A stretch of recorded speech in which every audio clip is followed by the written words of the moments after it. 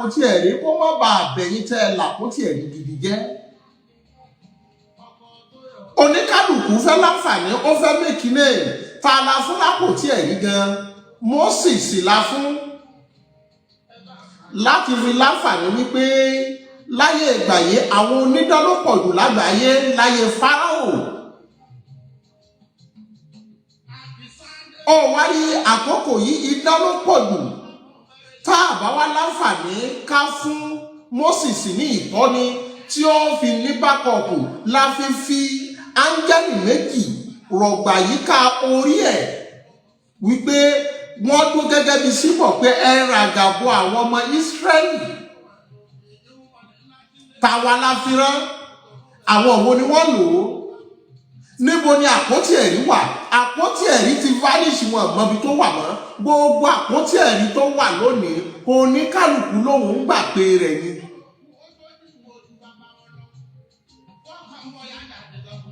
Oníkálùkù láǹfààní láti build ẹni òun làwọn eléyìnbó ń pè ní Act of Covenant. Àwọn tí wọ́n gbé lẹ̀ láti fi ṣọmọ aráyé lóore ni. Kìí ṣe gbogbo àwọn àpótí aláṣọ rẹ́ẹ̀dì, aláṣọ blue, aláṣọ dèdèrè tí wọ́n ń jó káàkiri. Orí ìjọsí ànẹ́sì ni wọ́n gbọ́dọ̀ ṣe sanitation. Tí wọ́n bá ṣe sanitation èyí tó wọ́ọ̀sì gbélé yóò ṣẹlẹ̀. Àṣírí tí wọ́n fi pamọ́ lẹ́fìmọ̀ yìí pé gbogbo dèdèrè tí ń bá wọn jà sẹ́sìn kéwu wọnú ẹ̀sìn. Nítorí kí ni wọ́n pè ní wàhálà. Òun ni wọ́n láǹfààní ni wọ́n fi ṣe símbọ̀ láti mọ́ fi kọ̀ǹkánlẹ̀ níjọ́ wọn àná.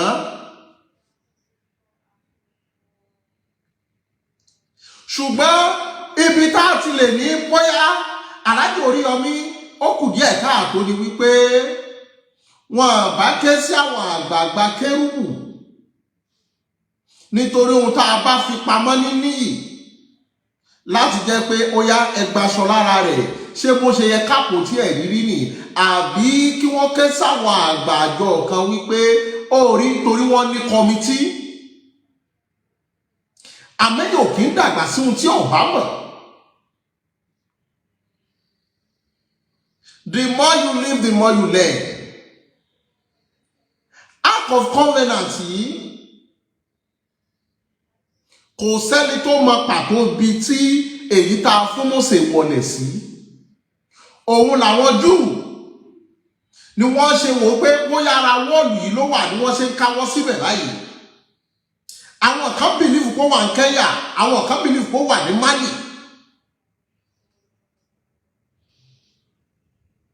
Tá a pè ní Act of Covenant, àṣírí kọ̀kọ̀ agbára Mósè ni.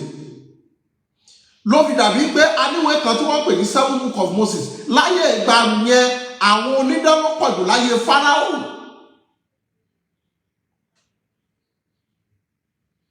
Tá a lè pè ní àwọn magicians. Àmọ́ a fún òun nítorí ara Mósè sáwọn ìjọ ọmọ Ísírẹ́lì ni. Àwọn tá a wá rán sí ohun tí wọ́n nílò lákòókò yìí wọ́n nídìí nǹkan bíi magic láti fi jẹ́ ohun mọ̀ wípé nǹkan báyìí ìwọ náà mọ̀ pa rẹ̀. Tí ò bá sí magic ìjọ ọjọ́ wọn àná, there won't be anything Act of Covenant.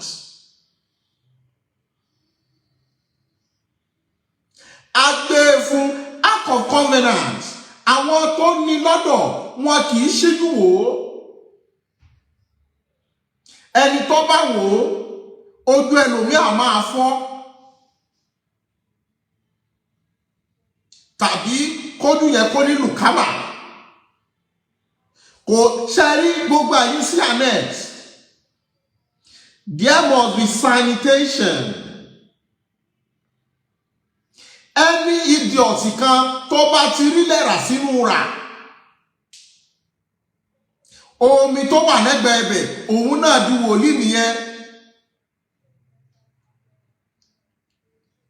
Tẹ́ ẹ bá wá bí wípé ta lolùṣọ́ rẹ̀ kò lẹ́nìkan tó fún pásìlì tó tọ́ lọ́nà wípé báyìí ni wọ́n ṣe ń ṣe báyìí ni wọ́n ṣe ń tẹ̀ any non-entity náà gbogbo ẹ̀yin bàbá yìí náà ni ó mọ̀ gbé síbẹ̀ nítorí you are all split.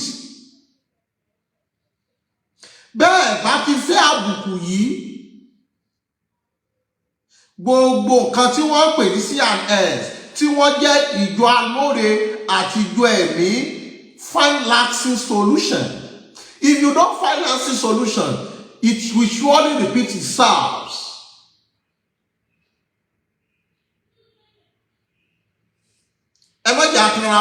It will repeat itself.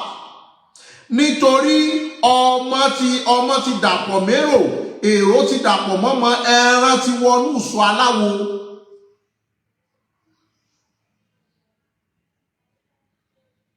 Mélòó à ń rí wọn lórí TikTok, à ń rí wọn lórí social media. There are a lot of non-entity gullible who are illiterate of what they call Act of Covenant. A lot of people have a bit of knowledge in them and a little bit of experience, and they feel upon themselves.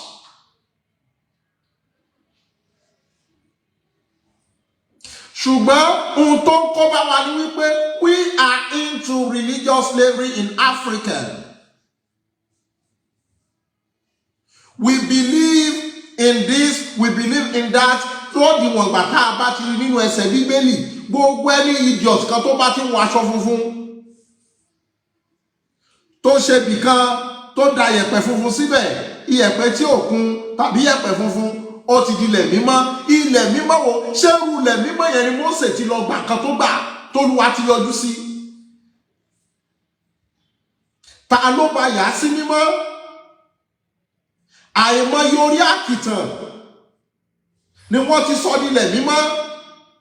Gbogbo bí tá a pè lórí àpáta ni wọ́n ti sọ di ilẹ̀ mímọ́. Gbogbo bí tí wọ́n ti mọ èṣù lánàá ni wọ́n ti sọ di ilẹ̀ mímọ́. Gbogbo bí tá a lè pè ní gbogbo orí àpáta ni wọ́n ti sọ di tẹ́ wípé ilẹ̀ mímọ́ lélẹ̀. Ta ló yà sí mímọ́?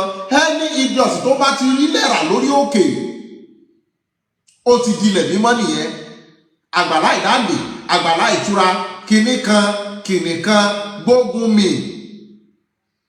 Is that way it is done? Àwọn tí wọ́n lọ kérúbù gidi, wọ́n mọ̀. Ó ní bí wọ́n ṣe ń ṣe ètò ẹ̀bì àdúrà. I greet my lovely brother Dúdú Gbòho. Àwọn eléyìí lọ kérúbù. We see how they do. À ń lọ àjọ̀dún, à ń bí wọ́n ṣe ń ṣe. Ṣé rí gbogbo àwọn wèrè ẹlẹ́yìí dídìrín, àwọn kan tí wọ́n sanitize, tí wọ́n láǹfààní kí wọ́n gba bí àwọn tí wọ́n tọ́ wọn sọ́nà bí wọ́n ṣe ń ṣe Act of Covenant àbí bí wọ́n ṣe ń ṣe ìjọ C&S. Wọ́n mọ̀ kó ẹrẹ̀ bá jọ C&S. There must be proper sanitation. Without that sanitation, ẹ lọ kọ́lẹ̀ ọjọ́ kan ó wà táwọn èèyàn wọnú church tí wọ́n lọ na wòlíì o. Gbogbo àwọn dìdìrín yẹn, there must be regulatory. Come to us, sanitize all those who doesn't represent you well. How many Act of Covenant do we have? How many? Láyé ìgbà kan, a ní Act of Covenant. Tá mọ̀ sí Apoti Eri, a ní lórí òkè Agelu tí gbogbo ayé ń jẹ́rìí sí wípé agbára Ọlọ́run wà ńbẹ̀. A ní Act of Covenant lórí òkè ọ̀nà wà mímọ́ tí gbogbo ayé mọ̀ yìí pé agbára Ọlọ́run wà ńbẹ̀. Ta ló ṣẹ́ igi, ta ló ṣẹ́ gbogbo pákó 2x2, àwọn igi sọmídọ̀ lọ́nà tí gbogbo àwọn dìdìrín yẹn fi ṣe Act of Covenant ní ìsìn. Gbogbo ẹni tíṣẹ́ bá dàrú mọ́ lọ́wọ́, gbogbo wọn náà ni wọ́n lọ kan pákó, wọ́n wà àwọn ológogoro kan wọ́n mọ̀ fì báyìí, wọ́n láwọn ṣe Act of Covenant. Ta ló fún lọ́wọ́? Bàbá wọn tó kù lábẹ́ Mósè tàbí tó kù lábẹ́ ọ̀nà wà mímọ́ tàbí tó kù lọ́dà secret, ṣé àwọn yẹn náà ló ya pákó fún gbogbo wọn? tẹ́lẹ̀ Ark of Covenant tá a ní òótọ́ nísìn nílùú kan Ark of Covenant tá a níbẹ̀ ní 50 tá a bá dé kó àpótí ẹ̀rí tó wà ń bẹ̀ á lé 1 million. Bá a bá dé Ìbàdàn àpótí ẹ̀rí tó wà ń bẹ̀ tí gbogbo wọn láwọn lápótí ẹ̀rí ìyẹn náà ká sí sí 1 million. Tá a bá dọ̀ṣun àpótí ẹ̀rí náà lúbẹ̀ pa. Bá a bá dé Ogun State tá a dé Ogun State Abẹ́òkúta àpótí ẹ̀rí lúbẹ̀ pa. Ṣé Ọlọ́run náà ló wá ń fún gbogbo yín ní ìmísí áàkì yẹn? Nítorí gbogbo ibi tó yẹ káwọn èèyàn sọ̀rọ̀ lọ́wọ́ sọ̀rọ̀ lọ́bẹ̀. Iṣu ẹni ló mú ní tọwọ́ bepo. Bẹ́ẹ̀ bá láǹfààní kẹ́ ẹ mọ bẹ́ẹ̀ ṣe láǹfààní fi ṣíbí àbí fọ́ọ̀kì búṣu yín yóò tọwọ́ yín bọ epo nígbà àgbà. Yóò tọwọ́ yín bọ epo nígbà àgbà nítorí à ń sọ mo ráwọn wòlíì kan ẹ̀kan jáyè ẹ̀yin iṣẹ́ ti sanitize ilé yín náà. Have you sanitize it? Wòlíì tí wọ́n gbé wá yìí kí ló dé tí wọ́n mú yàn wá tọ́jú lábẹ́ yín tẹ́ kó bá sùn fún?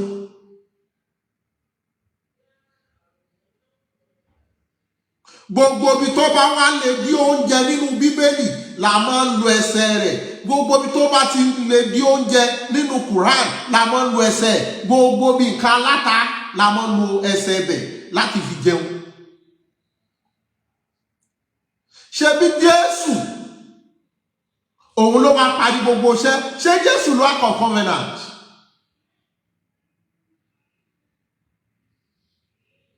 Àwọn omi tó sùúrù wa ibẹ̀ láwọn àgbó sí. Prophet Muhammad òun náà dẹran jẹ. Gbogbo àwọn àfáà lónìí tí wọ́n bá ti jáde tàòjí báyìí oníkálùkù ti ṣe wùnú wọ́n mọ̀ rágbádá. If there is no sanitation in the religious system, I have to read tí ó wọ́n sì gbélé lọ.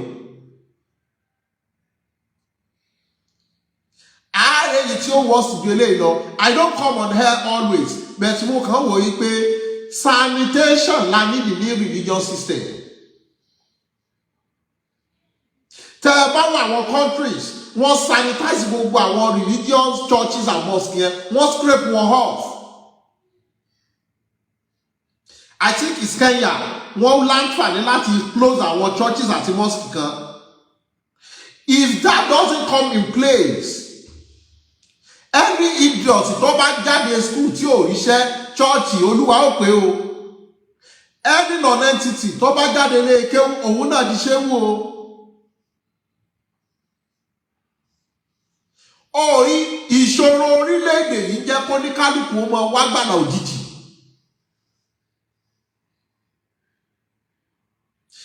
If you don't find lasting solution to all this àpótí ẹ̀rí, ẹ lọ kọ́lẹ̀ níjọ́ tí alápótí ẹ̀rí kan bá 4 victims sọ́wọ́ tèmi, á ṣe jù bẹ́ẹ̀ lọ o.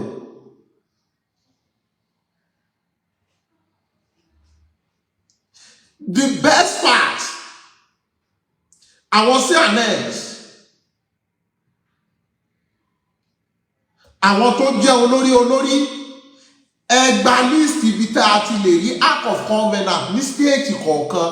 Stéètì tó bá ti ní kọjá Ark of Covenant 5, ẹ mọ̀ wípé àwọn olórí wọn tó bá yẹ kó ní Ark of Covenant yìí ní kẹ́ gbélé lọ́wọ́. Tí wọ́n mọ rírì rẹ̀, tí wọ́n mọ̀ ọ́n lò, tí ẹ ṣe pé ọ̀rẹ́ tí o mọ bó ṣe bá mi kọ kéwú yẹn, tí ó ṣe bá mi pákéjì káwa náà ní àpótí ẹ̀rí ọ̀hún dà. Who ordained you? Is that how spirit works?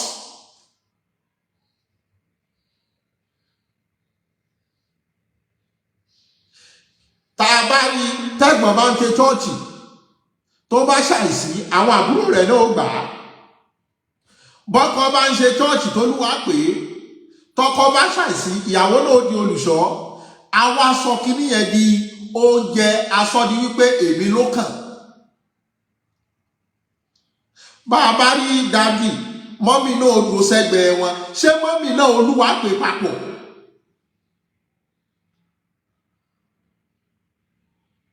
Mo béèrè èèyàn kan lọ́wọ́ àbúrò mi ní last 2 weeks mo ní lágbájá ńkọ́ ó nígbà tí dáàdì wọn ti kú Ọlọ́run náà ti di pásítọ̀. Mo ní ta ni? Mo lẹ́ni tí mo mọ̀ pé ó lè fa igbó ọ̀lálẹ̀. Ó ní ó ti di wòlíì o. Mo ní ó di wòlíì. Ó ní ẹ̀gbọ́n mọ̀ ti di wòlíì. Mo láwọn èèyàn sì kúnlẹ̀. Ó ní wọ́n kúnlẹ̀. Wàláhì chọ́ọ̀chì àwọn aláṣọ ẹ̀mí yẹn ni mi ò ní dárúkọ. Àwọn oníṣùtánà yẹn. Mo ní àwọn èèyàn dẹ̀ gbù. Ó ní òun náà ti ń jẹun. Ó ti ń lo mọ́tò. Mo ní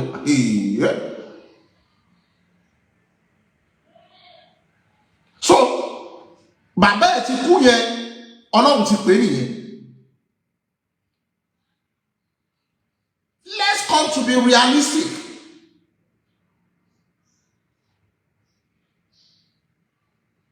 If you are not realistic, if you are sentimental about these things, ọ̀pọ̀lọpọ̀ sì máa ṣáko lọ.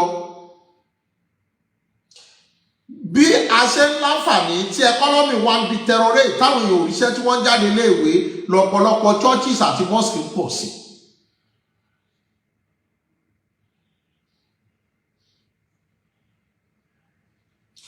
Anybody lákàndìde alólùwà sọ wípé àwọn owó ni wọ́n sanitize ẹ̀. Àìmọye church gbogbo tí ó bá jẹ́ orí àpáta ẹ lọ wò ó káàkiri church lẹ́bàá mẹ́. And in most cases àwọn aláṣọ ẹ̀mí ni tàbí gbà míì ẹ máa rí CAC kọ̀ọ̀kan orí òkè ti pọ̀ jù.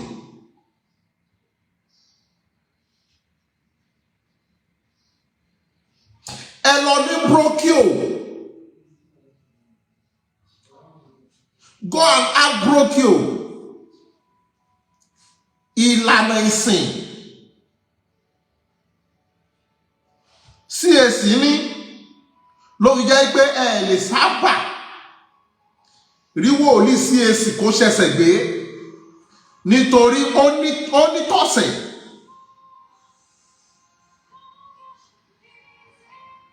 Gbogbo àwọn mo di wòlíì mo lọ mú ilé sétí odò mo ralẹ̀ sétí odò mo ń ṣèwé odò mo ń lápótí ẹ̀rí mo ní kíní kan yẹn wọ́n mọ dójú ti sí àná èso. Gbogbo tá a wá pamọ́ yí òun lára ẹ̀ tó ti ń bọ́ta yóò bọ́ta jù bẹ́ẹ̀ lọ tó bá yá.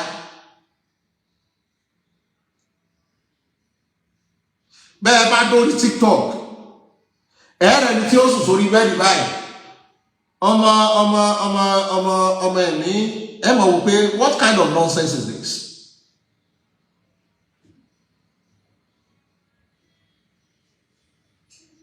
Ìwọ tó ti ríran sí ayé ara ẹ káyé rẹ gbéra òun ríran sáwọn èèyàn. Let's see all your family they become one of the billionaires. Kan ní gbogbo family wọn lágbájá ló ń ríran sí wọn tí wọ́n fi ń di billionaires. Ṣé òṣìlẹ́fẹ́ takú lù yín ni?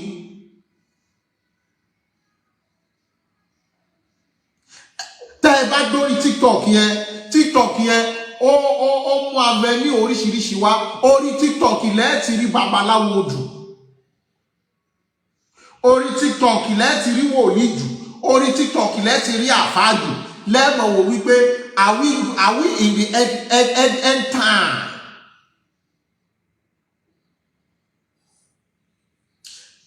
Sister mi Olúwakẹ́mi fi Olúwa you are welcome. Ó ṣàpótí ẹ̀rí ó ṣàpótí ẹ̀rí. A lot of people have baptized what we call Apoti Eri. Heavy idiocy carpenter ló bá wọn kan kiri yẹn o. Àkọ́kọ́ níjọ́ tá a fẹ́ mú act of covenant wá. Adúwe bí wọ́n ṣe kàn án, bí ó ṣe níga. Àwa fi áńgẹ́lì méjì sí ní iwájú láti dáàbò bo gbogbo tí jọmọ Israel is a symbol. Ibi tí act of of covenant tá a fún Mósè wà kò sẹ́ni tó mọ ibi tó wà àwọn èyìnbó wá títí dọ̀la wọn mọ ibi tó wà òun làwọn Jews làwọn fi wọ́n lọ da wọ́n mọ òbí ògiri pé àbí ìgbà yìí ló wà nobody knew. Make your research and make your findings. Gbogbo àwọn àpótí wèrè yẹn àwọn àpótí dídìrín ẹ̀yin sí anes ẹ lọ scrape ẹ̀ off ẹ̀yin àwọn committee.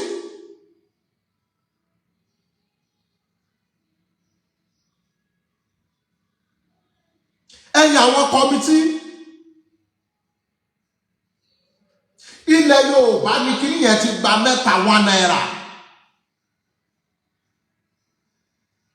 Ẹni idiot kan tó gbaṣẹ́ ìránṣẹ́ tí ò tí tó 5 years òun náà láwọn ní àpótí ẹ̀yìn kí ló mọ̀ tí wọ́n kó síbẹ̀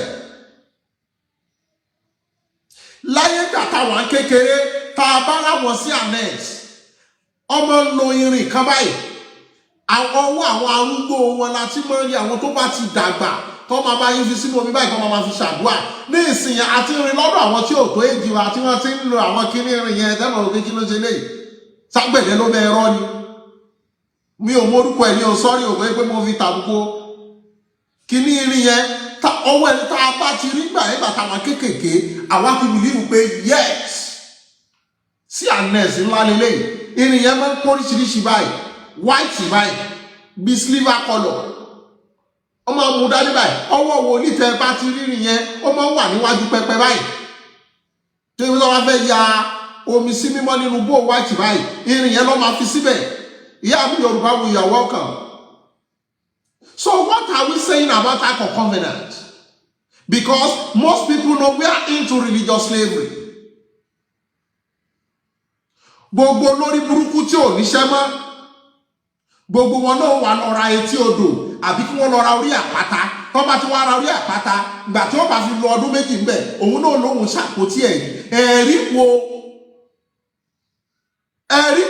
ẹ kàn bú orí omi ni ẹ̀rí wo orí omi I see a lot on TikTok see a lot on social media concerning all this yẹ̀yẹ́ àpótí àfi tí sí anes tẹ́ ẹ bá ṣe sanitation tẹ́ ẹ bá ṣe sanitation gbogbo àwọn alápótí wèrè yẹn tó bá yá tálápótí kan bá yẹ dìde wọ́n á gbá etí ẹ̀ pẹ̀lú àpótí dìdìrín yẹn.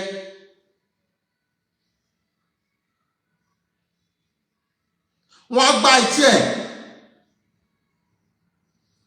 Ìyá mi ẹ ṣọ̀pọ̀lọpọ̀ ọdún láyé forward ever backward never whoever that look down at you will surely come back and meet you at the great top.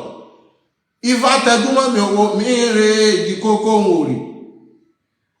Ẹni ajá bá wá dé la àjàmbáre lé Ifá tẹdúmọ́ mi owó mi rè èjì kókó ń wò rí. Mi bá tẹdúmọ́ ni la máa ń lówó èjì kókó ń wò rí. Ifá tẹdúmọ́ mi owó mi rè èjì kókó ń wò rí. Ẹsẹ̀ Ifá tí mo lè fi kí nìyẹn. So what are we saying? Àfi kí ìjọsìn anes kìí ṣe yìí tẹ́ dìde sí tẹ́ríkàlì tó ṣe alájẹ̀rí ọmọ ẹ̀ ti kọjá àyè yìí àwọn ọmọ yìí tí wọ́n ń gbé páálí tí wọ́n ń gbé tí wọ́n kàn lọ pé fọ́níṣọ̀ bá mi kàn àwọn ni kẹ́ ẹ láǹfààní kẹ́ ẹ bá sòdì tí ń yòdòdó ọ̀rọ̀ bí ṣòro pa mẹ́ta kákáká láyé ìgbà kan wọ́n ní ẹ láǹfààní ẹ wọnú ibi tí wọ́n ń pè ní ìjọlú mímọ́ lọ ọ̀dọ̀ wọn láti wọ́n rí ẹ̀bẹ̀ àdúrà kò sí gbogbo àwọn bàbá wa ní early 20 years wide ṣàṣàlẹ̀ yìí tí ò wọ ọ̀dọ̀ sí anes lọ ìyá mi sọ fún mi wípé ìgbà táwọn wà kéékèèké gbogbo orí òkè ọ̀nà wà mímọ́ nígbòho làwọn máa ń sá lọ nítorí àjẹpọ̀ ńgbà náà.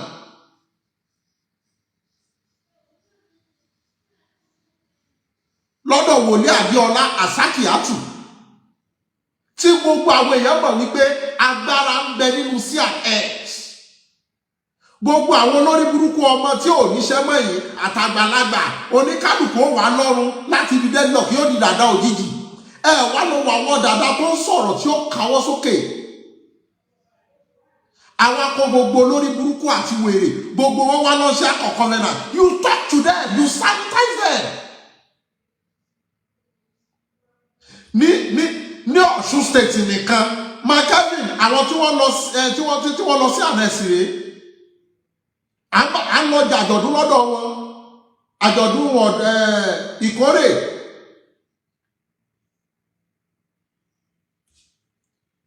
tá a bá wọnú sí ànẹ́sì irin kan máa ń wà àwọn ọ̀dọ́ àwọn àgbàlagbà sí ànẹ́sì láti máa ń rí gbogbo àwọn ọmọ 24 21 yẹn nísìnyí gbogbo ọ̀nà tí ní kíní irin yẹn ní òun orúkọ tí wọ́n pè irin yẹn tí wọn ò ní bá tọ́ bá bẹ ṣàdúrà sómi tán irin yẹn ni wọ́n fi sí báyìí ibi ò mọ̀ dùn pé tí dáàdì lọ fi mú irin tí wọ́n fi bẹ́ẹ̀ fi sómi ibi ò dẹ̀ máa dùn irin yẹn ò ń ju báyìí lọ ó pọ̀ oríṣiríṣi wáyé tí wọ́n máa ṣe bí ìdí ẹ̀kọ́ fún báyìí tí wọ́n bá fi bẹ́ẹ̀ fi irin yẹn sí omi báyìí láì tí ìfomi yẹn wẹ̀ àbí láì tí ìlò inú àti máa dùn wípé yes nítorí ó lójú ibi tó ti lè rí irin yẹn ó ní àwọn tí wọ́n máa ń fún nígbà tí ìjọ mímọ́ ò tí gbogbo nǹkan ò tí fọ́pọ̀ gbogbo ọ̀dọ́ arúgbó la ti máa ń rí gbà yẹn tá a bá ti rí láti wọ̀ pé wòlíì tẹ́mọ̀ pé yes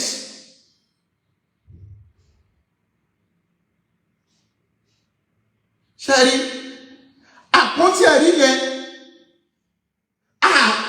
ṣe má parọ́ fún yín pé mo rí àpótí ẹ̀rí dáadáa bóyá bíi last 3 years ni mo rí pé àṣekíní ti ẹ̀ pọ̀ báyìí tẹ́lẹ̀ a kì í rí àìrí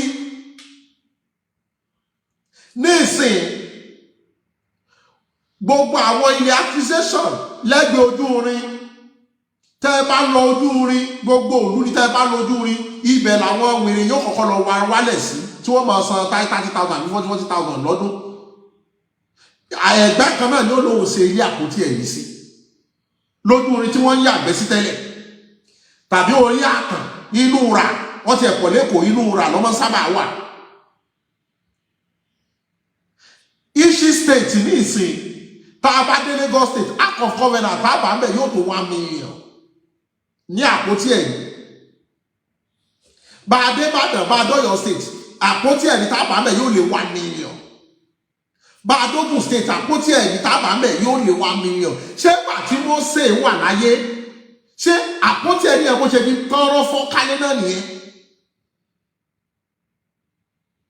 mo fà kókò yìí pé gbogbo àwọn áǹsì ìjọ sí ànẹ́t ìjọ mímọ́ àtàwọn àjọ ẹ̀rí ẹni brokio ẹni star ẹni list ibi tí àpótí ẹ̀rí wà ẹ lọ ní list ibi tí àpótí ẹ̀rí wà bẹ́ẹ̀ kọ́ gbogbo ẹ̀yin tẹ́ eléyìí tó ń jẹ́ lọ́wọ́ wọ́n bàjẹ́ mọ́ yín lọ́wọ́ o ṣe mọ̀ pé mi ò mọ ìlú tí wọ́n ti ń gbé àpótí ẹ̀rí kan tó láǹfààní tí wọ́n ṣubú tí àpótí ẹ̀rí tí wọ́n rí olúgbòhùn tó ń jábọ́ mẹ́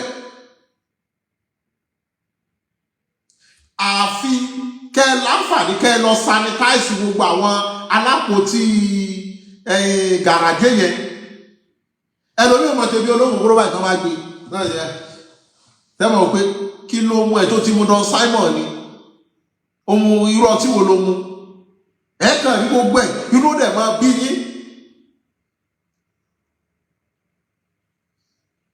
ibi tí act of covenant wà ẹlẹ́mìí sọ kò sẹ́dà tó mọbi tó wà wọ́n para wọn lórí ẹ̀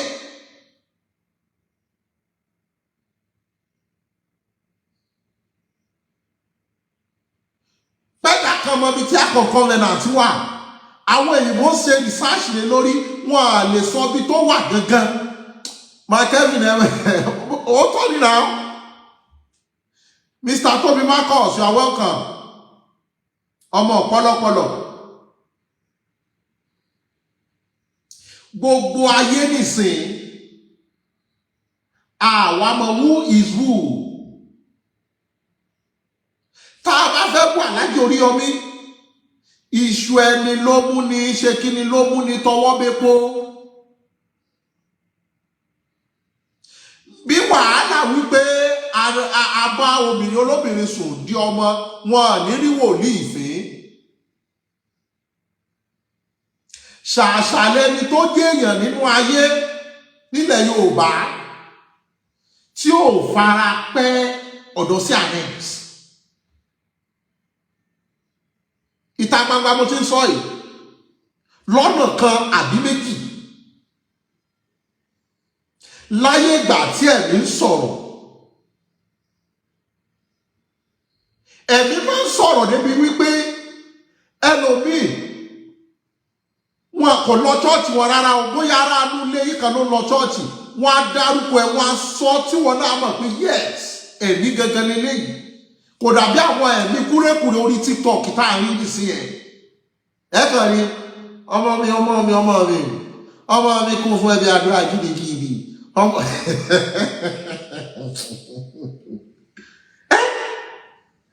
tí wọn tó kà máa rẹ́rìn. Ọmọ Ọlọ́run ìwọ má padà tàyẹ, ìwọ kò fún mi ní gift, ẹ wọ̀ pé so ẹ̀mí náà mọ̀ kan fún yàn gift lórí TikTok.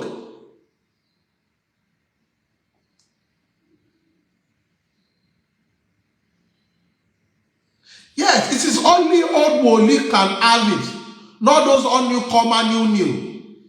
Ẹ ṣe àní ọdún àwọn arúgbó yẹn kàn rẹ lòmíì ó bẹ̀rẹ̀ kíní kérúbù yẹn kò ju bí 3-4 years lọ.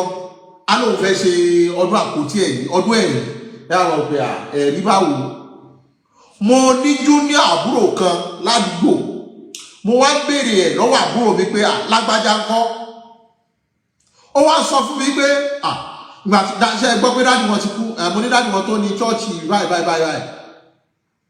Wọ́n ní òun náà ó mọ̀ ti di wòlíì, mo ló di wòlíì báwo. Mo lẹ́ni tó lè fa igbó ọ̀lálẹ̀. Àwọn nígbà tí dájú wọn ti kú òun ló mójú tó jọ. Mo ní sọ́lúwa ti pè náà nìyẹn.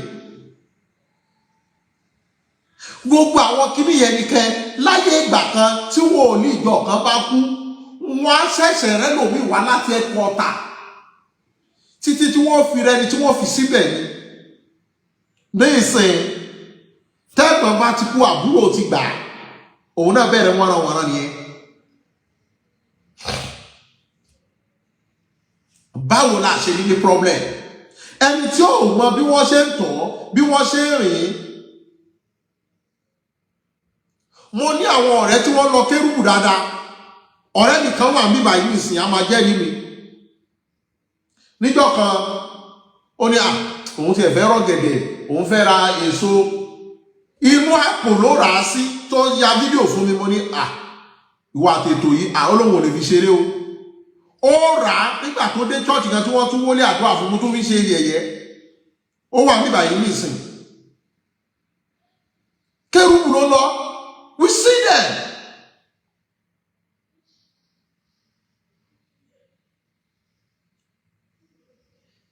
Without the sanitation, we will always have that kind of problem amongst the anex. Láyé Moses, àpótí ẹ̀rí mélòó ló wà? Láyé Moses Orímọládé, àpótí ẹ̀rí mélòó ló wà? Láyé gbogbo àwọn wòlíì tó tẹ̀lé wọn, àpótí ẹ̀rí mélòó ló wà? Any idiot, any non-entity, any mediocre, any selfless person tí ò níṣẹ́, wọ́n ti ẹ̀rí aláṣọ ẹ̀mí, wọ́n rí wọn fi, especially Kerubu àti Celestia, wọ́n rí wọn fi débi pé any idiot báyìí akọ̀lọ́ra sùtánà ni. Ó bẹ̀rẹ̀ náà nìyẹn, ó bẹ̀rẹ̀ iṣẹ́ ìránṣẹ́ nìyẹn. Tọ́lọ̀ bá tún wá ṣàánú ẹ̀ tó lè pe gospel artist bíi méjì bíi mẹ́ta wá chọ́ọ̀chì bẹ̀rẹ̀ sí kún nìyẹn. And it's not done that way. Ta ló lùtọ̀nà ẹ̀? Ta ló ordain ẹ̀? Even Jesus, John the Baptist ló baptize Jésù. Gbogbo àwọn tẹ́ẹ̀rí tí wọ́n padà ya kìnìún Ọlọ́run bíi Mósè Orímọládé bíi ọ̀nà wà mímọ́, àjẹwọ́n pàṣẹ ni wọ́n fẹ́ ya wèrè ni wọ́n fi di dàda. gbogbo wa àwa mú àmọ̀tàrún kókó báyìí àmọ̀ ní kíyàwó wa mọ̀ bá wa tán kókó àwa tán kókó gbogbo wa wá di dàda yẹn kò wá nítumọ̀ kò yàtọ̀ sí deadlock.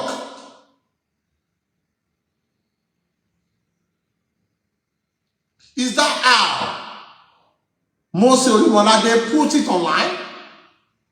Is that how the secret started it? Is that how Olowamimo started it? Wọ́n ti baptize ẹ̀. Chetiri, my mother is an old woli in Kerubu 60 years ago. She does not have this 419 Apoti Eri. Àní pé mo rí Apoti Eri yẹn tó constant báyìí kò ju bí 3 years sísìn lọ. Ó ti wá pọ̀ débi. Mo ní woman kan ìyá yìí ti ṣàìsí nìsín Kerubu ni wọ́n ń ṣiṣẹ́ ìránṣẹ́ ọkọ wọn ò tó kó gorí ọ̀tà nígbà tí woman yẹn kú wọ́n lọ gbé wòlíì mi wá láti wá lọ control wọn Kerubu dẹ̀ ni wọ́n.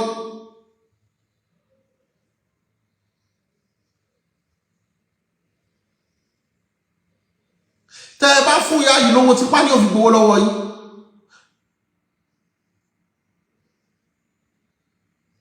Nígbà yẹn ìyá yẹn ó kọ́ mi ní kinní kan ṣúgà òǹkóró ó aṣọ yẹn fúnra mi á ní rashina tẹ́ bá ti ra ṣúgà yẹn aṣọ yẹn sáàpù tí wàá kà sí aṣọ bí wàá ṣe ṣe kò dàbí àwọn eléyìí onítùràrí oríṣiríṣi kẹ́míkà tí wọ́n pò pọ̀ tí wọ́n kàn sáà fi ṣe lọ́fíńdà yẹn.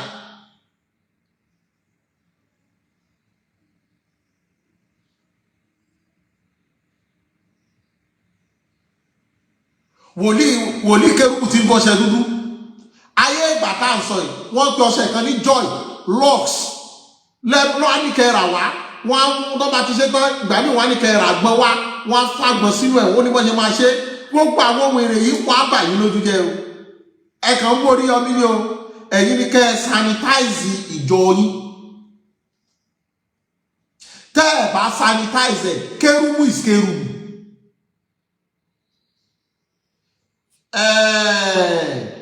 Cashmore Media, you are welcome. Ọmọ Ìsẹ́yìn Oru, ọmọ ẹbẹ bí mọ́kọ́, ogun jàjàjà kó Kwara sẹ́yìn rí. Ẹ mọ̀jà bá àwọn ilé ìjà ìjà gbá wọn tì náà. Ọmọ Ewọlá ló bá wọn lálejò lọ́jọ́ ọjọ́ sí. Ẹni tí bàbá yìí sì lọ bá ó lọ ṣètò àti fọpo ni. Ẹ̀yìn ni wọ́n bá wọn tí wọ́n ń ṣí lẹ́yìn òdì ibi tí bàbá yìí ti bá wọn tí wọ́n gbé ń sí ẹ̀yìn ni wọ́n fi ń pè ní Ìsẹ́yìn. Orí yóò dàbí báyìí lọ forward ever backward never. You have to sanitize everything. If you don't sanitize it, there will be problem. Bẹ́ẹ̀ bá dé gbogbo etí òkun ẹ bá wọn bẹ̀rù àwọn oníṣùtánà yìí náà. Tẹ́ ẹ bá dé gbogbo ibi tó lò gbà kọjá ẹ bá wọn bẹ̀rù. Femi Williams, you are welcome, sir. Ẹ bá wọn bẹ̀rù. Àwọn ibi tí wọ́n máa ń fẹ́ wá ilẹ̀ sí etí omi orí àpáta gbogbo tẹ́ bá gbogbo òlú tẹ́ bá dé tẹ́ bá wálé orí àpáta kò sí bẹ́ẹ̀ ṣe débẹ̀ ẹ bá tọ́ọ̀chì ń bẹ̀. I'm sorry to say àwọn tẹ́ bá ń bẹ̀ jù àwọn táwọn yìí náà ni ògèdè pé wọ́n bá nínú àkọsílẹ̀ wípé Mósè sì gorí òkè lọ ó bọ́ bàtà lẹ̀ gbogbo wọn pátá báyìí orí òkè náà ni Ọlọ́run má jẹ́ ká yíwọ́ lórí àpáta bí àbá ọ̀rọ̀ lọ orí àpáta yìí náà tàbí kẹ́ bá wọn létí tódò adágún kan bá fi gba ẹ̀yìnkùlé rẹ̀ kọjá báyìí ọba wọn bẹ̀ kí ló dé àwọn tí wọ́n gbẹ́jọ́ yìí kalẹ̀ ṣé bí wọ́n ṣe ṣe èrè tí wọ́n fi ṣẹ́kù ẹ̀ẹ́rì ọmọ 20 years òun náà máa ṣe wípé gbogbo nǹkan ló ti mọ̀ ọ̀sẹ̀ kọ́ ní TikTok yẹn ajara káwò bàrẹ́díà ọ̀gbẹ́ni sọ̀rọ̀ you are just saying rubbish ìwọ tó mọ̀ká tó ń sọ. a problem tá a ní ni wípé ẹ̀mí wà flexible ẹni tẹ́mi ẹ̀ wà flexible tó bá fi láǹfààní tó sọ ohun àwọn kan báyìí àti sọ ní wòlíì ọmọ tọ̀yìnbó máa ń tìyẹn nísìn òun náà ti ń ṣe bí wòlíì ó ti ń gbàdúrà fáwọn èèyàn lórí pé òun náà ń kọrin ẹ̀mí wọ́n ti ń sọ ní wòlíì wọ́n ti sọ ní wòlíì mo ní lórí TikTok tó náà ní ọmọ ọlọ́run lọ ṣe kiri mọ́ ògbà wòlíì tọ̀yìnbó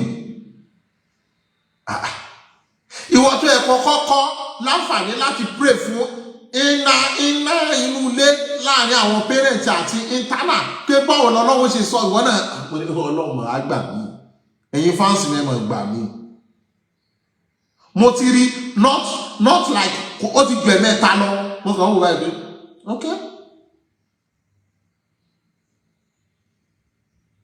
ọ̀dẹ́ ìwò nìyẹn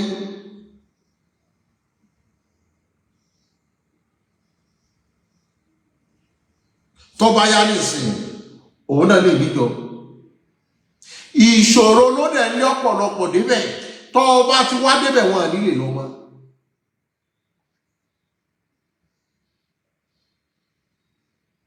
ṣe rí ẹkọ́nọ́mì Nàìjíríà fún rẹ̀ ó kọ́kọ́ fi wá sínú bondage because the economy is not supporting us kìí ṣe gbogbo nǹkan láyé àbáyé ẹ̀ fi bàjẹ́ kò sí bó ṣe lè wà ní Nàìjíríà yìí tó lè máa fi 2 million 3 million ṣiṣẹ́ tó dẹ̀ fẹ́ máa jẹun ẹ̀mẹ́ta pẹ̀lú ìyàwó àtọmọ tí bísínẹ́sì ò ní máa dàbí àgbàná kò sí bó ṣe fẹ́ ṣe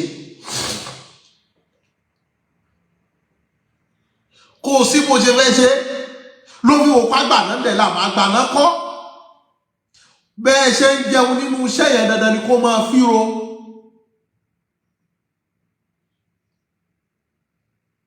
ẹkọ́nọ́mì Nàìjíríà gan ó lè yọ ọ̀pọ̀lọpọ̀ ń wèrè orí ìrònú ni ò jẹ́ kọ́pọ̀lọpọ̀ ó sùn nǹkan kò yọ sí ọ lóru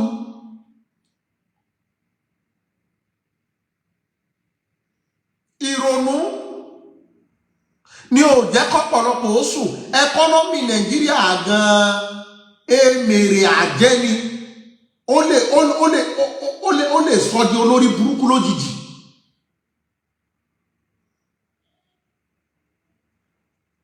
ọ̀nà wọn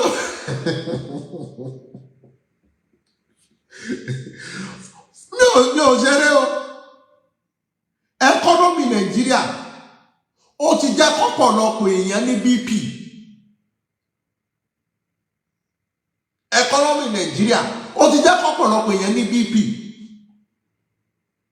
nítorí kò sí bí ìyàwó rẹ ti fẹ́ wá bá ọ yí pé dádì lágbájá ráìsì wa àmọ̀lérí ṣe ju ẹ̀kan lọ ó kọ̀kọ́ lórí bẹ́ẹ̀ ni ó kọ́ ni kí ló wí àyè kọ̀kọ́ lágàrá pé ìlàjì àpò kan 80,000 ìlàjì àpò 40,000 ó kọ̀kọ́ tún ní okòjókò pé oníkíni we are having internal problem ó lójú ẹni tí wọ́n lè yẹ BP ẹ̀wò Nàìjíríà tí ò ní díẹ̀díẹ̀ Uncle Sikiru Aziz so gbogbo ẹ̀kọ́ ni wípé ayé ń ṣe wá ọ̀nà tó wọ́n gbà lọ ló pọ̀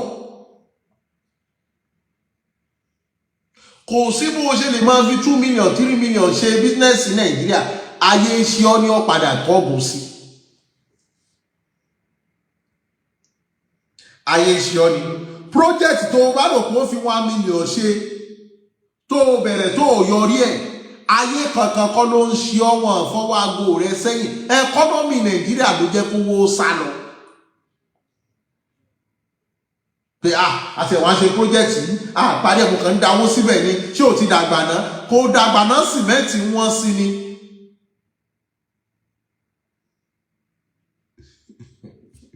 mo fẹ́ ka they are looking for money then don't think of tomorrow and have later you see this young one night with ṣó ti yẹ wàá kàn wọ́n yìí pé a kàn ṣe kíní à ń ṣe kíní à ń ṣe kíní ó ti fẹ́ dàgbà náà àgbà náà kọ́ sìmẹ́ǹtì tó ra 7,000 lánàá tó bá débẹ̀ lọ́la wọ́n lè ní 8,000 irin ṣé 9mm ni wọ́n ń pè fún mi ní 9,000 mo ní irin ẹyọ kan 9,000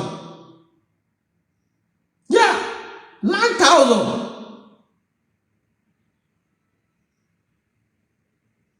ọtún wá ní ó pé méjì pé èyí tó tún jẹ́ ìmí 11,000 kìíní kan mo ní bá mú 9,000 yẹn tó bá ti rà dé jẹ́ rí kò sí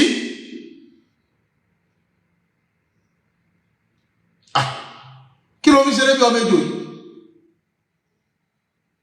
it will surely affect you endless man you are welcome so ọ̀pọ̀lọpọ̀ látàrí wípé tí ẹ̀mí ò bá tọ́kùn bá ti balẹ̀ dandan ni kó lánàkálà because your heart is not at rest ó sùn ní ẹ̀mí yóò sùn ohun tó gbé sẹ́mi ni wípé báwo ni fẹ́ ṣe èyàn máa sùn 3 seconds nínú mọ́tò bóyá ọ̀rẹ́ni driver àbò lọ́bì kan ó kàn ṣe báyìí wàá gbádùn ẹ̀dùn ohun tó sùn lórí bẹ́ẹ̀dì lọ tẹ́mi yẹn gangan bá sùn wàá sùn dáadáa fóònù arìngì ò ní gbọ́ wọ́n á pè é gan ò ní mọ̀ pé yàn pè é èyàn wọnú rúùmù ò ní mọ̀ bẹ̀ẹ̀ tẹ́mi ó sùn tó bá ti pẹ́ kẹ́kọ̀ọ́ wá sáré fún ìdíje ẹ̀mí yóò sùn ojú lásán lòdì.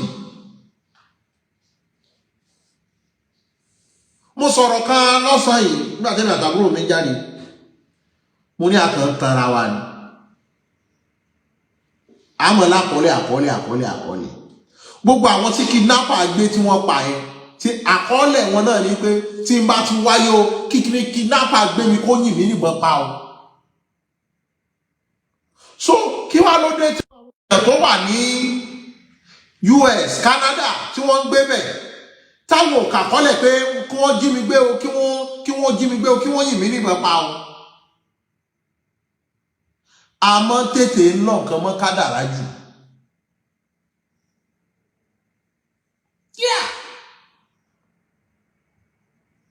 àmọ́ tètè ń lọ nǹkan mọ́ kádàrá we accept faith on what is not.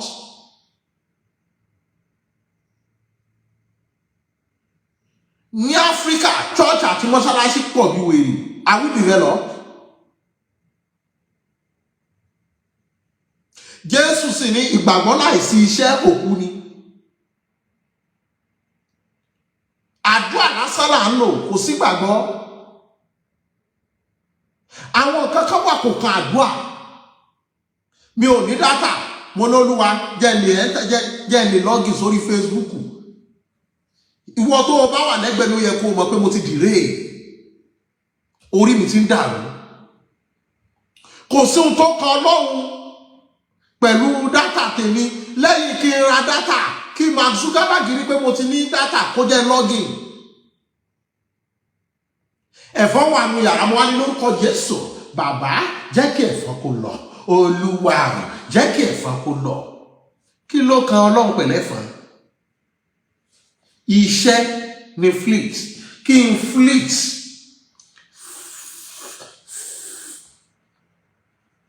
mi ò bá àmọ́ gbàdúrà lóṣù kan ẹ̀fọn ó lọ egbò ó mú ọ lẹ́sẹ̀ instead kó pe doctor ó ní Olúwa yà á sí mímọ́ kí ló kọ Olúwa pẹ̀lú yẹn.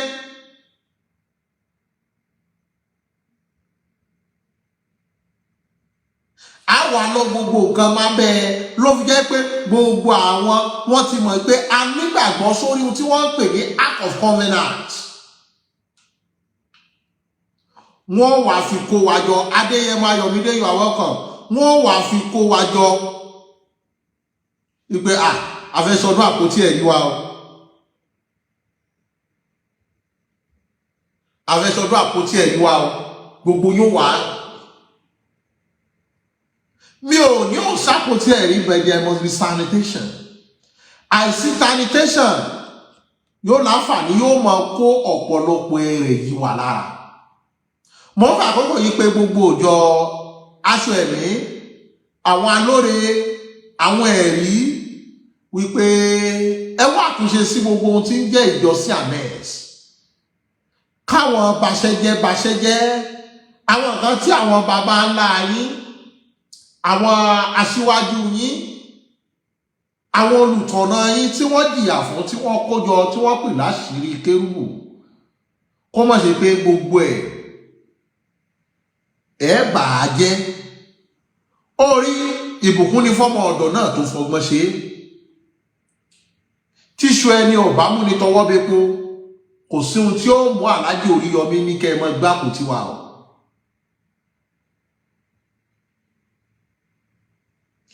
Àpótí ẹ̀rí tí wọ́n gbé wọnú mọ́tò láti ibi tí wọ́n ti gbé wá síbẹ̀, ṣáyọ̀ ò ti mọ̀ pé kò sí kankan. Láyé ìgbà kan, ohun tí wọ́n pè lápótí ẹ̀ gbé wọnú mọ́tò lọ́ọ̀kì ni. Àpótí ẹ̀rí wá ní ohun tí wọ́n ń gbé láti chọ́ọ̀chì kan tí wọ́n fi gbé dé Àgídìgbò, Ọ̀fọ̀ Òfìrùnàgbá. Princess T, Ọ̀rẹ́kọ̀yà, you are welcome.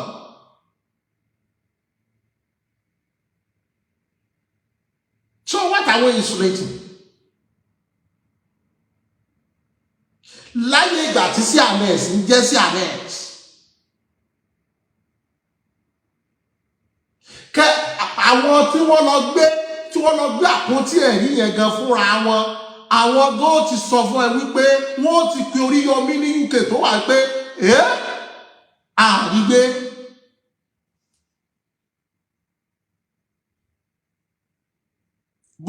Bó ló ṣe débẹ̀?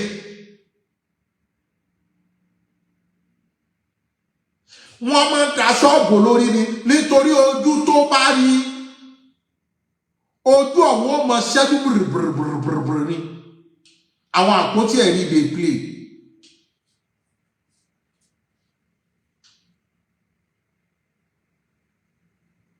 Àwọn àpótí ẹ̀rí tí wọ́n gba tọ́nà rẹ̀. Àti ń fún Mósè bọ̀ díẹ̀ ká tó ní kó pa ilé ẹ̀jọ́. Àpótí tí wọ́n pe fọ́níṣọ̀ kan ládùúgbò pé bá ń kàn báyìí. Ṣáwọn ọmọ rúgi tí wọ́n fi ń kàn án, ṣáwọn ọmọ yẹ sáìsì tí wọ́n fi ń kàn án. Ẹ̀rí akọ̀ covenant, áńgẹ́lì tó wà ń bẹ̀, ìmí ò ṣe báyìí, ìmí ò ṣe ìyẹ́ báyìí. Àwọn méjèèjì fìyẹ́ kò yẹ báyìí, wọ́n ṣe wájú báyìí. Go and make your research. Yàtọ̀ sáwọn akọ̀ covenant ti dẹ̀rìn. Ìjọsìn ames, ẹ lọ sanitize gbogbo àwọn kàńdá tí wọ́n lọ ra lẹ̀ sórí omi, sétí omi, tí wọ́n lọ ra lẹ̀ sórí àpáta tí wọ́n ń bà yín lójú jẹ́. Ẹ jẹ́ àmọ́ ẹni tó ní akọ̀ covenant gidi.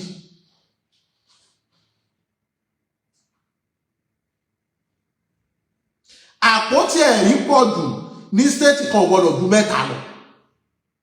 Ọ̀dọ̀ àwọn àgbààgbà ló máa ń wà, tí wọ́n bá fẹ́ gbé jáde gbogbo ìjọ tó wà lù yẹn ó lọ pé wò ni.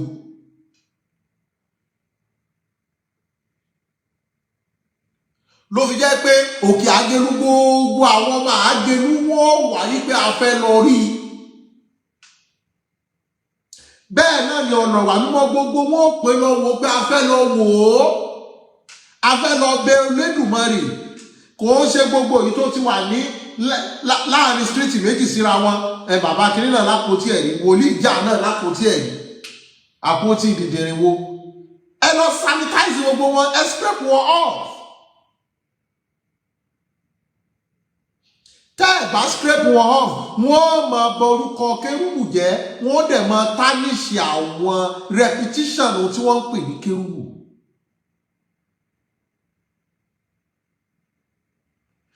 Àní mo ní àwọn irin kan wà sẹ́, irin yẹn àwọn Kérúbù ló máa ń lò.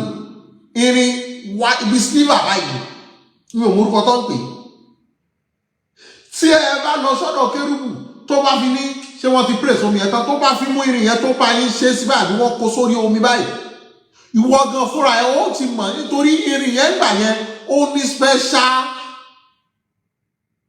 special spirit. Gbogbo àwọn ọmọ 22 23 tó jáde secondary school gbogbo wọn ni wọ́n ti ní irin yẹn wọ́n ti ń rà wọ́n ti pe àgbẹ̀dẹ gbogbo wọn náà ti ní. Ìgbà yẹn àwọn yú àwọn irin yẹn wò ni lọ́dọ̀ àwọn wòlíì àgbàlagbà tẹ́ bá rí ẹ ti mọ̀ pé confirm ni bàbá rẹ̀.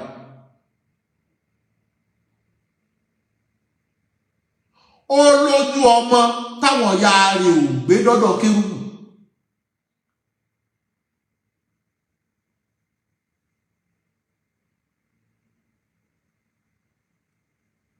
Ṣé ti rí àpótí ẹ̀rí wọn gbé káàkiri ẹ wà rí wọn lórí TikTok yẹn ẹ wà rí wọn láwọn mọ̀ sí báyìí wọ́n rò pé wọ́n ti fún yín lógógóró mu wọ́n mọ̀ jó báyìí wọ́n mọ̀ ṣe báyìí wọ́n tún sáré lọ wájú sóhun náà ló ń ṣe ń gọ ọgọọgọ báyìí ó ní wọn tá a fún Mósè wípé àwọn ọmọ Ísírẹ́lì àwọn onídánlọ́pọ̀ o ṣùgbọ́n ẹgbà kó tí ẹ̀rí kó lè máa ṣàtọ́nà yín ọ̀pá àṣẹ wòlíì thank you ṣùgbọ́n lónìí gan everything now be baptized. Ó rí gbogbo ìta sọ yìí kìí ṣe pé mo fi tàbùkù gbogbo àwọn wòlíì stianets but àwọn ọmọ tẹ́ ẹ bá rí wípé wọ́n ní olùtọ́ni ẹ bá wọn sọ yìí tí gbòdodo ọ̀rọ̀ kí ni wọ́n ń pè láṣẹ wòlíì. Ó ní iye ọjọ́ tí wòlíì ó fi gba ìtọ́ni lọ́dọ̀ aṣíwájú ẹ̀ tí ó fi máa kó tó dípò lọ dájọ́ lẹ̀ àwọn ti sìn tó bá ti lọ ra sùtánà tó lọ chọ́ọ̀chì bóyá onílù ní chọ́ọ̀chì tẹ́lẹ̀ tó bá ti yá nìsín yóò di wòlíì àìmọye onílù tó ti di wòlíì gbogbo olórin kwaya tó bí póun náà ti ń kọrin tó ti ń kọrin ọkù Gàfárì Ṣọlá ara yìí mú kí tóun náà ti ń kọrin tó bá yá òun náà ó di wòlíì.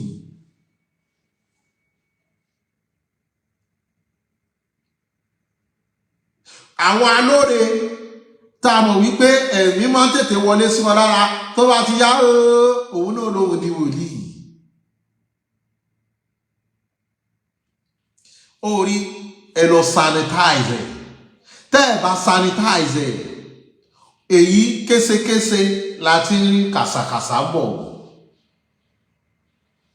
ojú tí ọba bá ní kalẹ̀ kò ní tààrọ̀ ṣe pẹ́ Àkànbí mo fẹ́ máa fi èyí ṣe lọ oníyanṣe ọlọ́bẹ̀ ṣe èyí tá a jọ fìfẹ́ gbọ́ àdúpẹ́ gbogbo èyí tá a bá sọ tó bá láǹfààní tó bá gbòdì lára rẹ fi ṣòṣùn kó o fi kúnra orí òótọ́ ọ̀rọ̀ ọmọ ìyá àsọkúsọ ni mo sì láǹfààní mú fún àkókò yìí rọ gbogbo àwọn adarí ìjọ sí ànẹ́sì ní gbogbo orígun pátá gbogbo àwọn ọmọ tẹ́ ẹ bá mọ̀ wípé wọ́n ti tó lápótí ẹ̀ yìí ẹ̀kọ́ lẹ̀ kí àpótí ẹ̀ yìí kó lè níyì ohun tá a bá fi pamọ́ ní níyì o kó mọ́ bàa di wípé ohun táwọn bàbá wa jìyà fún yóò pàdé àdéhùn àwọn yẹpẹrẹ ó dàbọ̀ yín bàbá ó dàbọ̀ yín màmá ó dàbọ̀ yín ẹ̀gbọ́n ó dàbọ̀ yín àbúrò.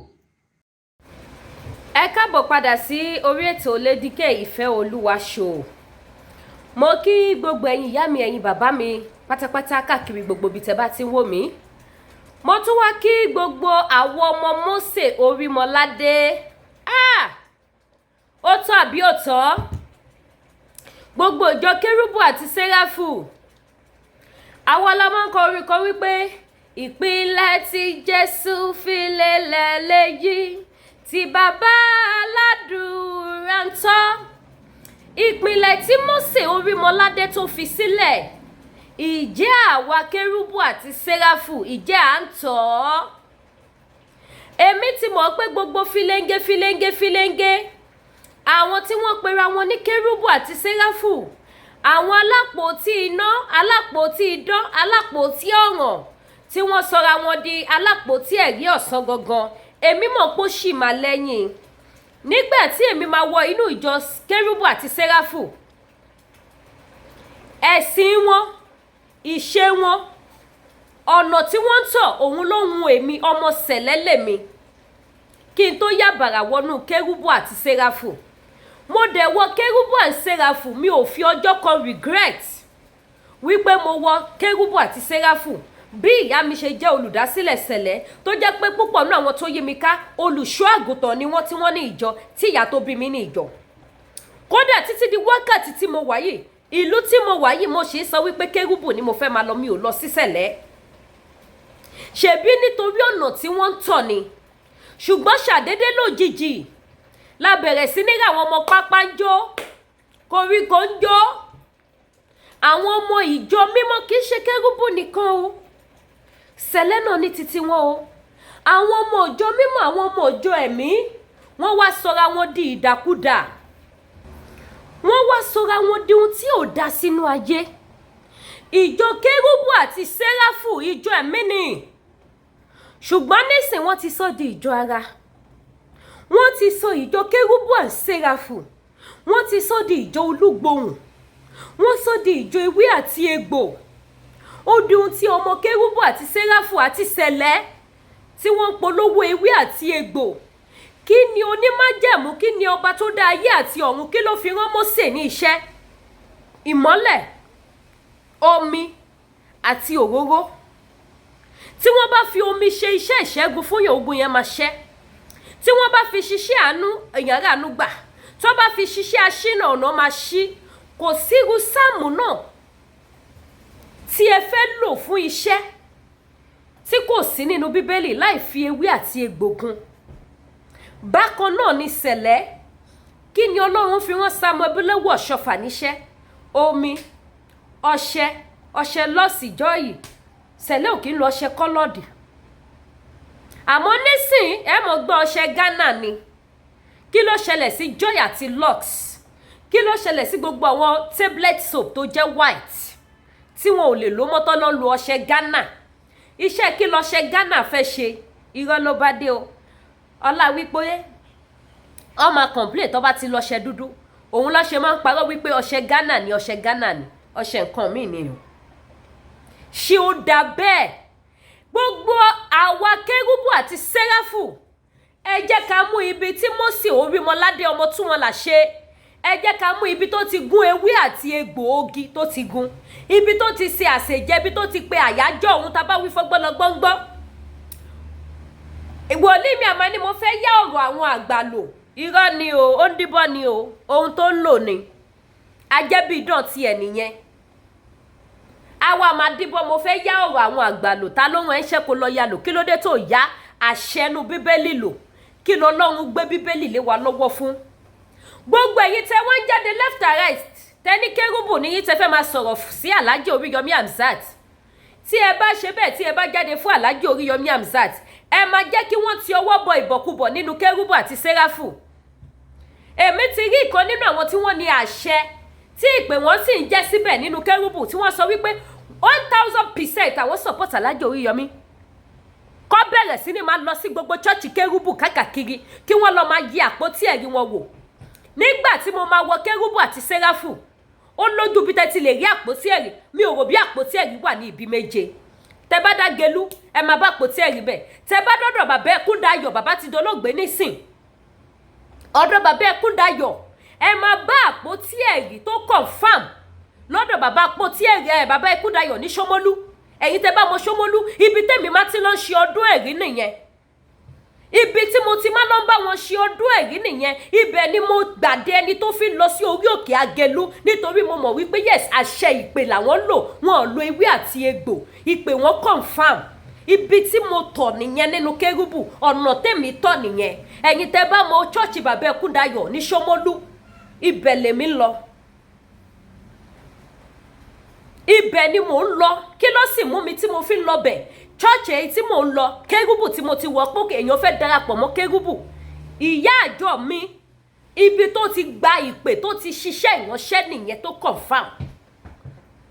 Àwọn ló jẹ́ kí n mọ ṣọ́ọ̀ṣì yẹn ní Ṣómólú, ṣọ́ọ̀ṣì bàbá Ẹkúndayọ̀. New Nazareth àbí kí tẹ̀ lọ́pọ̀ orúkọ chọ́ọ̀chì yẹn mi ò lè rántí mọ́, ó tó bí ọdún mélòó sẹ́yìn. Láti bẹ̀ ni mo ti dẹni tó fi ń lọ sí orí òkè Agelu kó tó di pé mi ò ń lọ mọ́. Àìdẹ̀ lọ́mọ́ mi, ọlá pé mo fi Nàìjíríà sílẹ̀ ni mi ò ṣe ń lọ sí Agelu mọ́. ìpè Kérúbù àti Séráfù kì í ṣe ìpè tó yẹ kó fi ọwọ́ yẹpẹrẹ mú nínú ayé. Ìpè Celestial kì í ṣe ìpè tó yẹ kó máa sọ wípé báwo ni títí wọ́n ṣe jẹ́, kí ló ṣẹlẹ̀ sáwọn ọmọ ẹ̀mí, tí a wá sọ ìpè iṣẹ́ ìránṣẹ́ àwọn bàbá méjèèjì tá wá sọ di ohun tó àfi ta sọ́dà lọ́jọ́ nísìn. Tí ẹ bá dé orí TikTok, kábíyèsí Olódùmarè, ìjọ aláṣọ funfun á rùn sí yín. Ìjọ aláṣọ funfun á rùn sí yín. Mò ń bọ̀. Ẹ má bínú, tí ẹ bá wá dé orí TikTok, ẹ wá rí ọ̀pọ̀lọpọ̀ àwọn wòlíì Kérúbù. Àwọn ogun tó pera wọn ní wòlíì Kérúbù. Ẹ wá bá wọn lórí TikTok lọ́pọ̀ yanturu. Wọ́n á wá máa pitú oríṣiríṣi, ìmí àtọ kándù sórí. Ẹ jọ̀ọ́ ẹ fún wa ní sample bí táwọn ọmọ tó tẹ̀lé Mósè Orímọládé, ọmọ tí wọ́n là ṣe, ibi tí wọ́n ti tọ kándù sórí tìyẹn ń jó yànyàn tó sara wọn di Ṣàngó.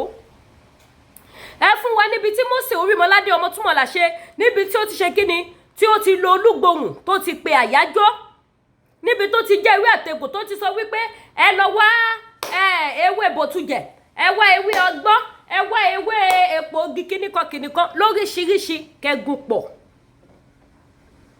Gbogbo sáàmù tó wà nínú Bíbélì ló ń jẹ́ bí idán. Kò sí ogun náà tí sáàmù ò lè ṣẹ́.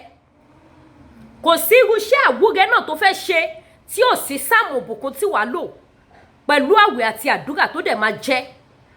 Ṣùgbọ́n lọ́jọ́ tó ní ẹwọ́ bọ́ ṣe sọ́dà. Ẹ wá rí àpótí ẹ̀rí á wá lọ lóríṣiríṣi, má sì wo ọdún àpótí ẹ̀rí mi tó bá lọ ṣọdún àpótí ẹ̀rí. Ẹ̀rù Ọlọ́run á sì bà mí pé irú ọdún ẹ̀rí wo tún lélẹ́yìí. Irú àpótí ẹ̀rí wo làwọn eléyìí tún gbé? Ibo làwọn eléyìí ti gba titi wọn? Ní ọdún kan, nígbà tí mo sì máa ń ṣe club, tí mo máa ń ṣe meeting, jẹ́ kí sáyé sọ story fún yín. Ọba invite mi sí ọdún àpótí ẹ̀rí. Ìkọ́nà àwọn club member mi ló pe club pé ká wá síbi ọdún ẹ̀rí. A bá lọ síbi ọdún ẹ̀rí méjì ni mo bá wọn lọ tó lẹ́tíkẹ́ bẹ́ẹ̀ yẹn. Àkọ́kọ́, nígbà tá a débẹ̀, orí fídì lọ lò. Mi ò mọ orúkọ church ọ̀hún, wọ́n invite mi ni. Lọ́ba ní pé àsìkò ti tó, ó máa gbọ́ba májẹ̀mú dé.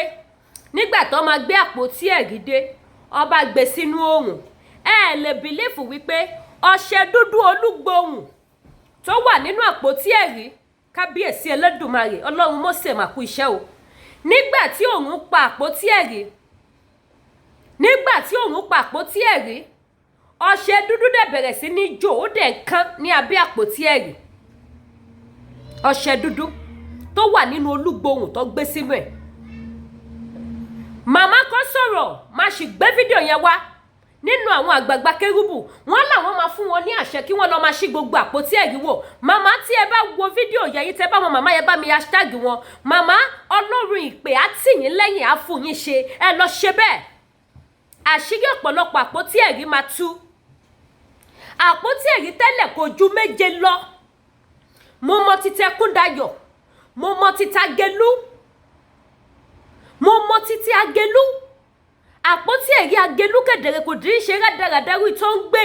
Wọ́n fi ṣe ní ìṣe wípé ṣé ká sọ wípé àpèjúwe títóbi àpótí ẹ̀rí, bí wọ́n dẹ̀ ti fi ṣe ní ìṣe wípé okay, ká lọ as an example, àṣẹ ti balẹ̀, àṣẹ ti wà lára ẹ̀, ó ti dohun ẹ̀rù jẹ̀jẹ̀. Títà Agẹlú ó confirm bàjẹ́, kò sí olúgbòhùn níbẹ̀. Mo máa ń lọ sọ́dún Agẹlú, mo máa ń lọ sórí òkè Agẹlú, kò sí olúgbòhùn níbẹ̀. Èyí tó ló wà ní Tápà mi ò débẹ̀ rí, ìtì bá débẹ̀ rí ni máa sọ. Tí bàbá Ẹkúndayọ̀, mi ò ń miss ẹ̀ lọ́dọọdún nígbà náà lọ́hùn.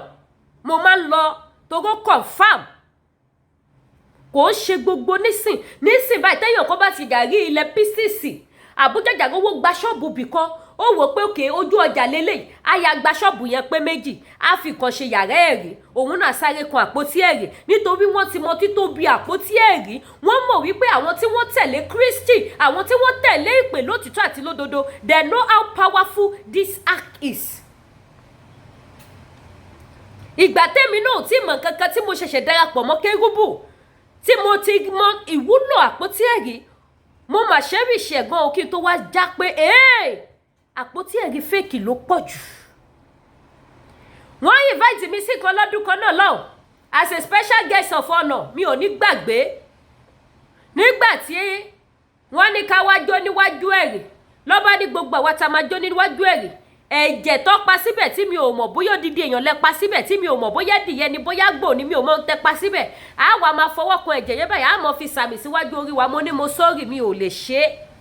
Wọ́n ní kí n bá lè weakness tọdún tó ń bọ̀. Mo ti weakness so many years. Ọ̀rọ̀ tí mo ń sọ yìí tí n bá ṣe mistake á ti máa lọ sí bóyá 15 years or 13 years. Mi ò mà jẹ́ ṣe o. Mi ò jẹ́ ṣe, èmi dẹ̀ lólórí àwa tó invite lọ síbẹ̀ lọ́dún náà lọ́hùn. Nígbà tó ní olórí ẹ̀yin ẹgbẹ́ ìdá, mo ṣẹ́jú sí gbogbo ọmọ ẹgbẹ́ mi, àwọn tó tó mi bí lọ́mọ tájọ́ ṣe. Àti kékeré lọ́lọ́run ti forí ẹwà fákùkọ mi. Mo ṣẹ́jú sí gbogbo wọn pé ẹ má sọ̀rọ̀. Wọ́n lólórí ò wá. Ẹlẹ́mìí kan ló wá wọnú ẹ̀mí, mo wá lọ dúró sẹ́yìn àgbo. Wọ́n ní kí n súnmọ́ wọn. Mo ní ṣèbọ́ sọ wípé obìnrin tó bá ń ṣe nǹkan oṣù kò ń súnmọ́ bẹ́ẹ̀. Mo ní mo dẹ̀ ń ṣe nǹkan oṣù, mi ò fẹ́ súnmọ́ bẹ́ẹ̀. Mo wá lọ dúró sẹ́yìn àgbo, èrò pọ̀ lọ bìbà. Ẹlẹ́mìí kan ló wá wọnú mi sí, ló wá wọ́ mi lẹ́yìn wípé olórí ẹgbẹ́ yìí rèé, ló wá fún mi ní message. Mo dẹ̀ mọ̀ wípé ẹ̀mí wà lára ìránṣẹ́ yẹn, ṣùgbọ́n mi ò jẹ́ bá wọn tó ẹ̀jẹ̀ yẹn kí n fi síwájú orí mi, nítorí bí tẹ́mi gangan dúró sílẹ̀ mi yẹn ti sọ fún mi wípé èèyàn kan máa wọnú ẹ̀mí, ó máa wá fún ẹ message ń bíbà. Ó dẹ̀ ṣe bẹ́ẹ̀. Mi ò mọ ọmọbìnrin náà rí, mi ò mọ̀ rí. Ó dẹ̀ wọnú ẹ̀mí láti wájú pátápátá. Ó dẹ̀ wá wọ́ èmi tí mo wà lẹ́yìn pátápátá lẹ́yìn agbo. Ó ní àwọn ẹgbẹ́ tẹ̀ ń wò olórí wọn nìyí. Ká níbi tí mo use mọ́ ni màá ní bóyá wọ́n ti mọ̀ mí bẹ̀ tẹ́lẹ̀ ni. Ẹ̀mí mímọ́ ń bẹ níbi tó wà. Kí ló dé tẹ sọ Kérúbù àti Séráfù dìdàkudà? Àìmọye ọmọ Kérúbù tó jẹ́ wípé ìtìjúgbò ò jẹ́ kí wọ́n lè proud pọ̀ mọ́ Kérúbù àti Séráfù làwọn mọ́ pẹ̀lú àwọn àpótí ẹ̀rí ìsọnù tí wọ́n ń gbé kiri. Mi ò rí ibi tí obìnrin ti ń súnmọ́ àpótí ẹ̀rí. Ẹ lọ sórí TikTok, ẹ máa rí ibi tóbìnrin ti ń gbé àpótí ẹ̀rí tí wọn kì í sì ń ṣe arúgbó. Obìnrin tó bá fọwọ́ kan àpótí ẹ̀rí kò tún ṣe nǹkan oṣù mọ́.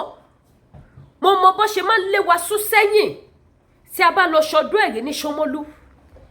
Wọn ń jẹ́ ká súnmọ́ ibi tó wà gágágá. Ìwọ tó bá ti fẹ́ pàdánù nǹkan oṣù ẹ tó ní gbúròó ẹ̀ mọ́, àṣẹ ni. Ó confirm. Ẹ wá wò ó wá di ohun tó wá gbà àpótí ẹ̀rí lọ ságídígbò. Ẹ̀yin Kérúbù àti Séráfù tó yẹ kẹ́ wò pé bóyá àsìkò ti tó tọ́nà ń fẹ́ fọ ìjọ Kérúbù mọ́.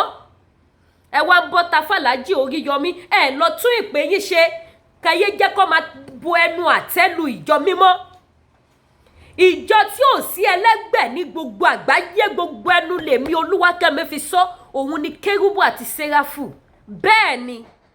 Kò sẹ́lẹ̀mí ẹ̀ kò sẹ́lẹ́gbẹ́, ṣùgbọ́n lọ́jọ́ tó ní ẹwọ́ ń tọ́ sọ́dà. Ẹ̀yin ìyá yìí bàbá ẹ bá mi pín ètò yìí, ojú òní tì yín, mi ò ní wá yín tì. Níbi jù bẹ́ẹ̀ lọ lórí ètò yìí. Lady Kẹ́hìnfẹ́ Olúwaṣòlè orúkọ ti tèmi. Tí wọ́n bá wá tún ṣe ń fa ọ̀rọ̀ Kérúbù àti Séráfù yìí àtàlájì Oríyọmí gùn, àátù wá bá wọn ṣe kíni, àátù wá bá wọn gbẹ́nu sí. Bàbá mi Mr Wisdom, mi ò ní wá yín tì, kò ní pa yín fún mi. Mo ti ń rí yín, inú mi ń dùn. Ohun tí mi ò fi ní rí yín mọ́ Ọlọ́run ò ní jẹ́ kó ṣẹlẹ̀. Ẹ ṣeun gan, ẹ kú àtúntò, ẹ kú ìfọmọ ènìyàn ṣe. Ẹ wo bí ẹni tó jẹ́ mùsùlùmí, ẹ wo bí wọ́n ṣe sọ àṣẹ tó wà nínú ìpè Kérúbù àti Séráfù. Kábíyèsí Elédùmarè.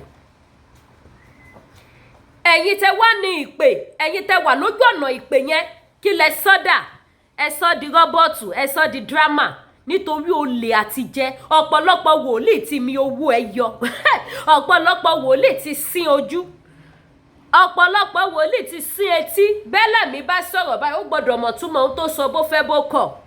Ó máa sọ túmọ̀ ẹ̀ fún yín. Kì í ṣe ìpè Ọlọ́run. Ìpè ara ni. Ojú òní tí wà ní wárawàtì. Ẹ̀yin ìyá yìí bàbá, Lady Kẹ́hìnfẹ́ Olúwaṣòlè lórúkọ ti tèmi.